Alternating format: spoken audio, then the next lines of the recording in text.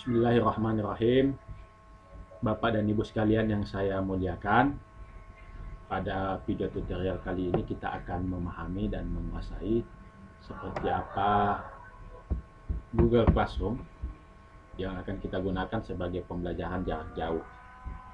Tahap awal, Bapak Ibu guru harus memastikan bahwa Bapak Ibu guru telah memiliki koneksi internet yang akan kita gunakan untuk memulai membuat Google Classroom kita.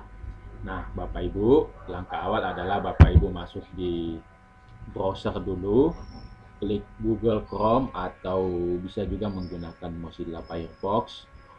Di Google Chrome inilah kita akan mengakses halaman Google Classroom untuk memulai pembuatan Google Class yang akan kita gunakan untuk pembelajaran jarak jauh. Tampilannya seperti ini Bapak Ibu. Kemudian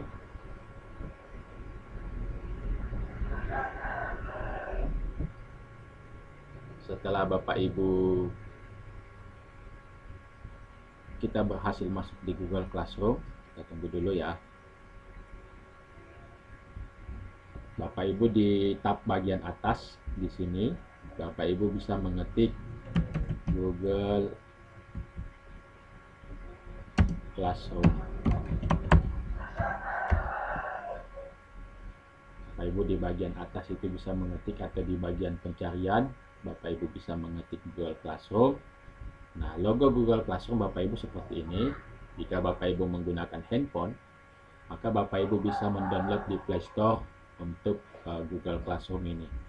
Sekarang kita akses Google Classroom tersebut. Diklik pada bagian atas di halaman atas di mesin pencari kita, ketik Google Classroom.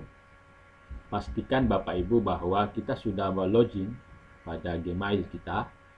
Kita sudah ada pada Gmail kita sehingga kita bisa akses Google Classroom ini. Nah, tampilan awalnya Bapak Ibu, ini adalah halaman awal di Google Classroom. Bapak Ibu untuk mulai membuat Google Classroom, Bapak Ibu di pojok kiri atas ada tanda tambah, buat atau gabung dengan kelas. Bapak Ibu klik tanda tambah.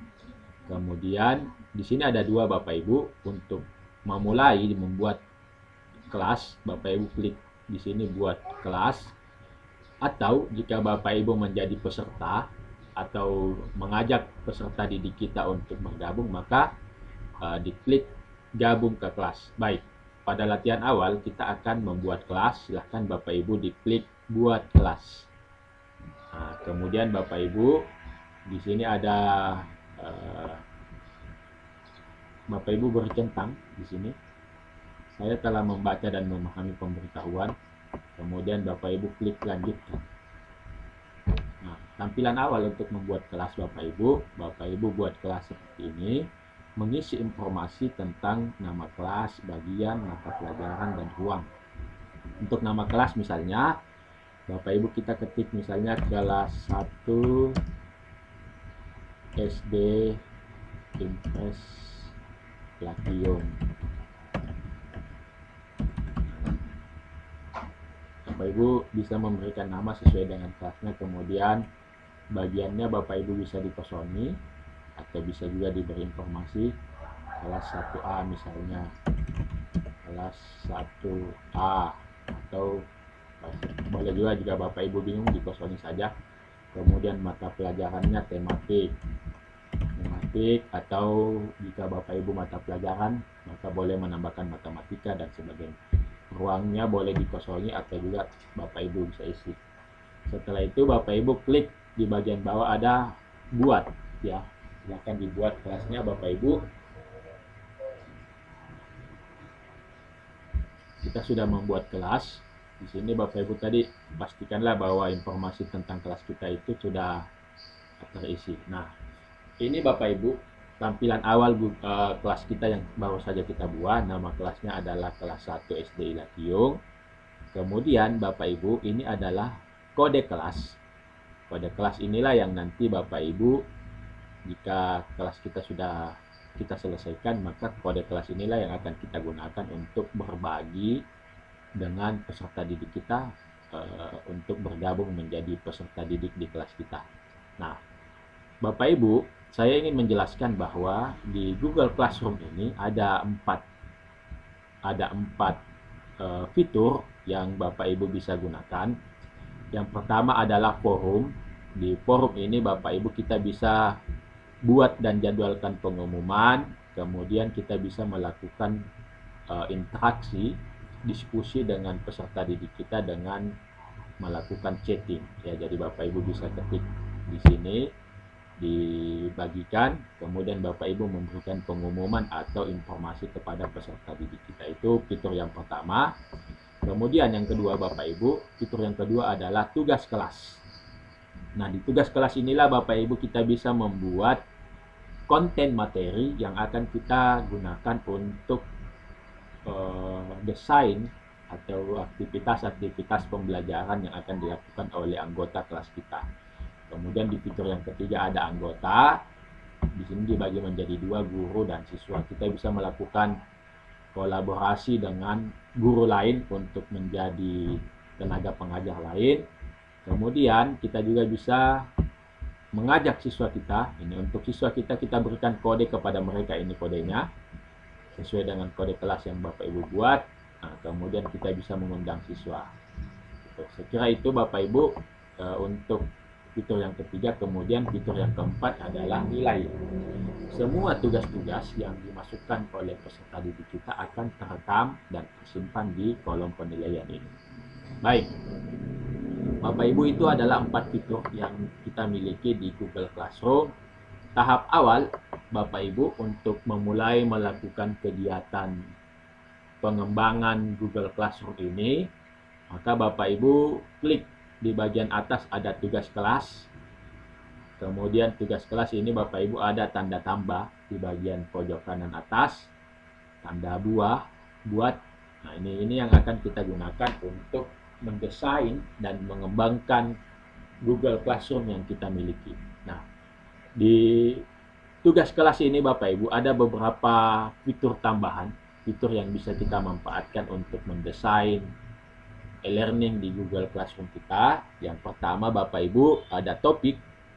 Ya, topik ini menjadi rumah besar dari kumpulan materi dan tugas yang akan kita buat.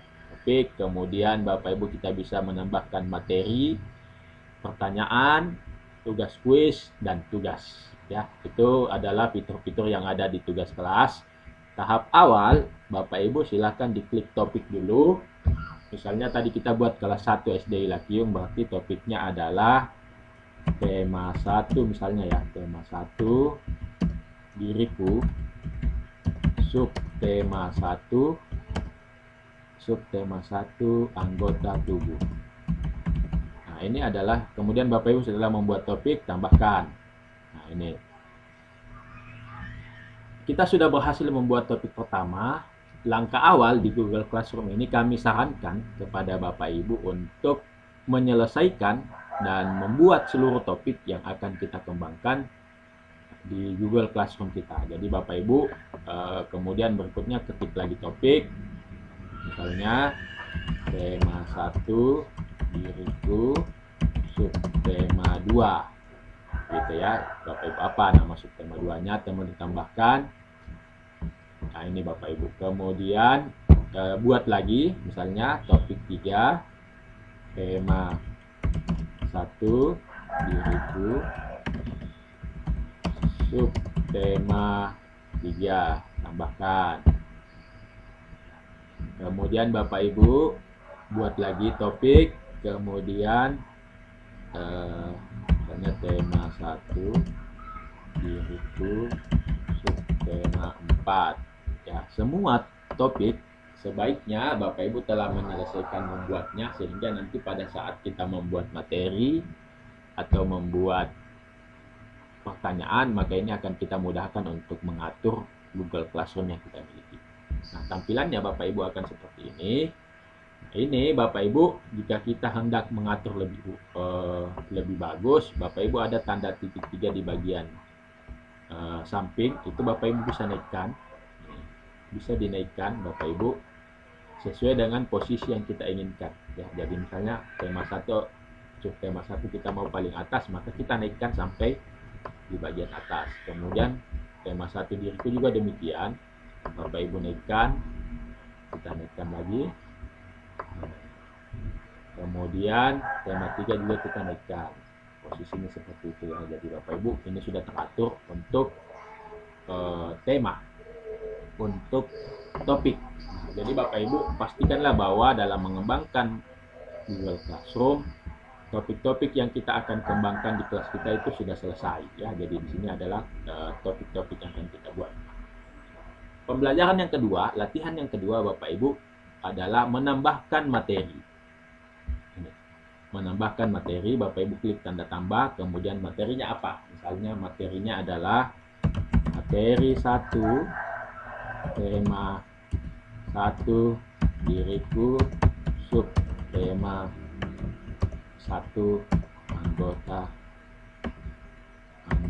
tubuh. Nah, ini jadi Bapak Ibu, ini yang Bapak Ibu bisa gunakan untuk materi kita. Kemudian di deskripsi ini Bapak Ibu bisa menuliskan informasi mengenai judul yang akan kita lakukan. Misalnya pada pembelajaran kali ini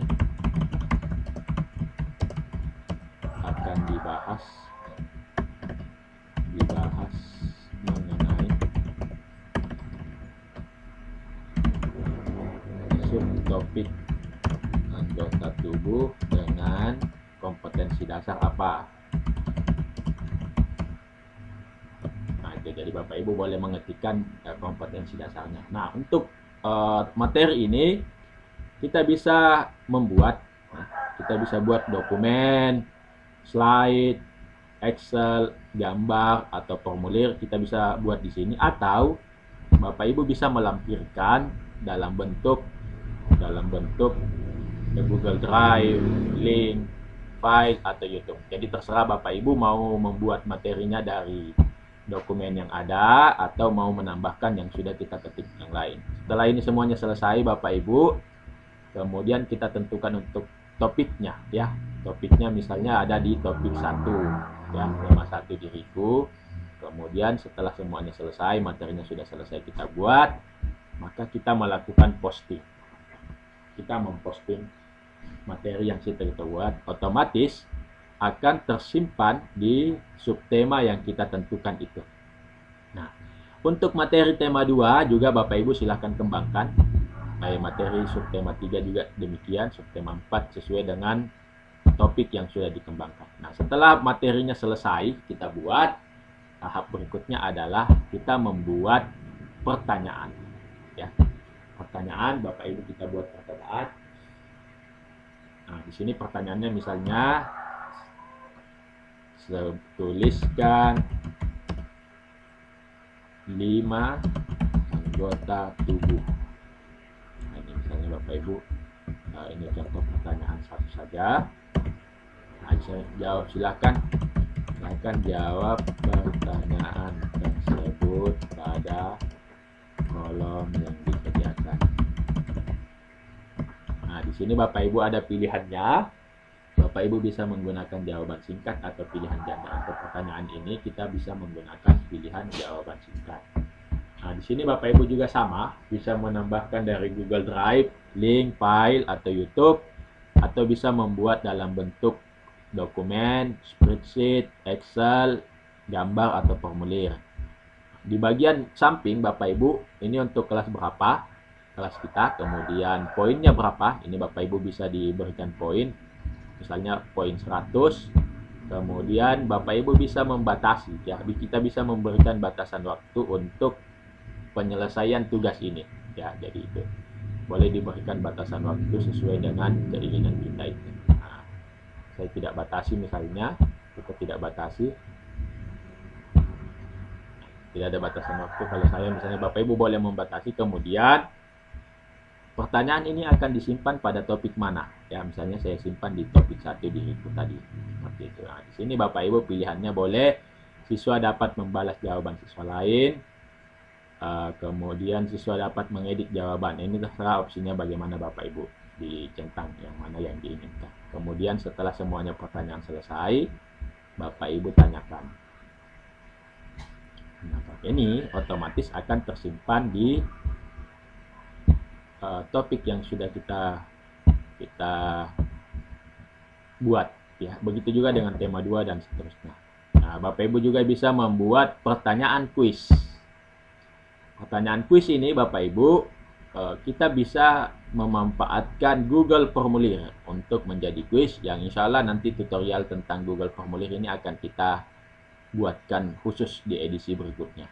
Ya, setelah semuanya selesai, tambahkan di topik mana, di topik berikut, poinnya berapa, batasan waktunya berapa, kemudian kita tugaskan. Tugas kuis tema 1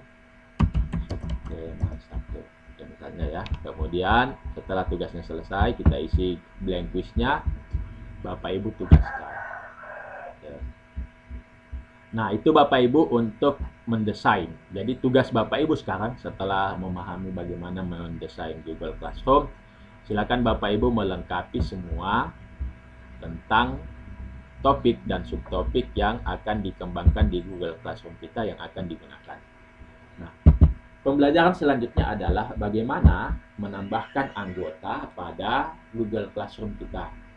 Setelah semua tugas kelas kita sudah desain dan kita sudah mengembangkan itu, maka tahapan berikutnya adalah mengundang peserta didik kita untuk bergabung menjadi siswa kita. Caranya adalah boleh Bapak Ibu menggunakan email peserta didik kita, kemudian kita undang, atau Bapak Ibu bisa menggunakan kode kelas dengan memberikan kode kelas kepada mereka. Ini kode kelasnya Bapak Ibu copy, kemudian Bapak Ibu kirimkan kepada siswa kita untuk digunakan.